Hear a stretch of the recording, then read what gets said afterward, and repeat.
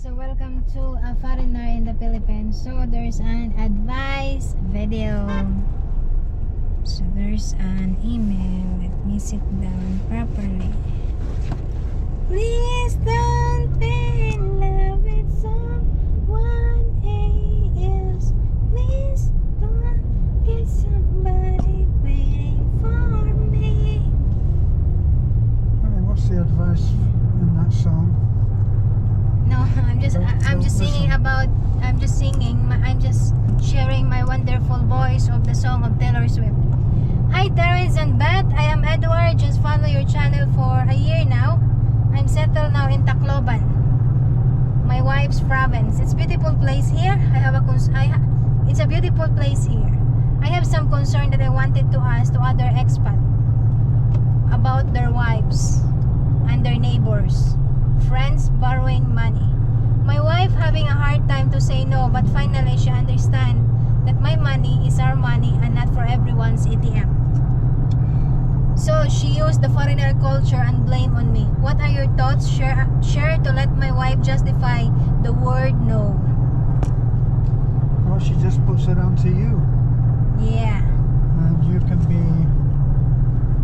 the ugly foreigner. Which is okay, right? Well, I always use that word. It's Terrence. It's I know. well, you always say, oh, it's my ugly foreigner. No, I said it's the sorry, Terrence, because it's difficult to say no. It's difficult to say no.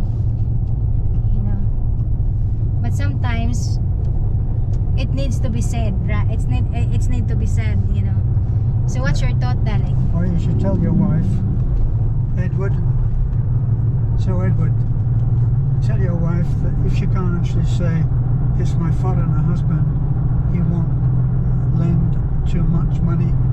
You shouldn't say that he won't lend any money, but that he won't lend too much money that's beyond your budget. It may be that they all think because you don't work that you're rich. And from a poor Filipino's perspective, if someone has enough money that they don't have to work, they're rich. So what you have to get over is that it's not, your wealth is not unlimited, and that you too have to be careful. But of course they won't listen because they'll go on their own definition of what rich is. So you have to get your wife, tell her to go every morning into the bathroom, look at herself in the bathroom mirror and practice saying the word no. No. No. Any questions? Which is good. Hello? Yeah, no more question, darling. So Any questions? let your wife continue the word. It's my foreigner will not allow it, or I cannot decide it. It's my husband that will do it. So that's. I guess you have to decide what you've got to qualify the person who is asking for money.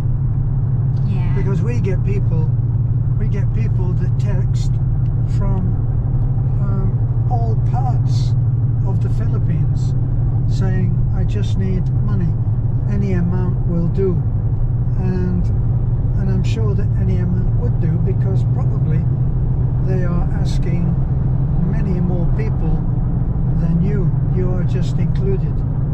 So you can't, obviously you have to be face to face with anyone who is asking for money, but there will be people in your family, your extended family, that will have a real need, and it's up to you whether you help. One of the things that I learned from Beth is that sometimes you can say no, but a kind of a qualified no. If they want 1,000 pesos, work out that you can give them 300, or whatever it is that you can give them, so that you're not actually saying an absolute affirmative no, telling them what you can give. So they ask for 1,000, you give them 200 or 300. Yeah. And qualify what's the need and wants. And also if the person is always that person is real or not, because there are some people just want the wants, and they didn't realize that it's not really important. There are more important things than that. Yeah. So Terrence's advice is really good. My thumbs up for that. And the other thing that you can bear in mind is that it's not going to be given back. The word repay is not in the Philippine vocabulary. I hate to say that. It seems so prejudiced, but in the main, that is true. That when people ask to borrow money, they actually are asking for a gift. So, if you say to someone, I can give you, say, 300 pesos, I can loan you 300 pesos, but you must give it back to me and name a date. So you say, I can't lend you what you asked for, but I can lend you 300 pesos, which must be paid back in 2 weeks' time, knowing that they will not pay you. And what you have done is you have bought their future silence for 300 pesos. So now, knowing that they reneged on paying back in 2 weeks, and they know that they've broken that agreement, and that you're a damn rich foreigner, you remember that, then they will never come to you again. What do you think, Anna? That's very good advice. That's very good advice. Yeah. So again, sir, hope you're able to we're able to give something, on your problem, and Tacloban is a very nice town there. We passed there when we came from Pampanga. What's that got to do with the loan? Yeah. Oh, that's where they live? Yeah, that's where they live. Right. Yeah, so again, I just came from Tagbilaran. I don't like going to city, I don't like driving long in the road. Yeah, have a great day and God bless. Bye-bye.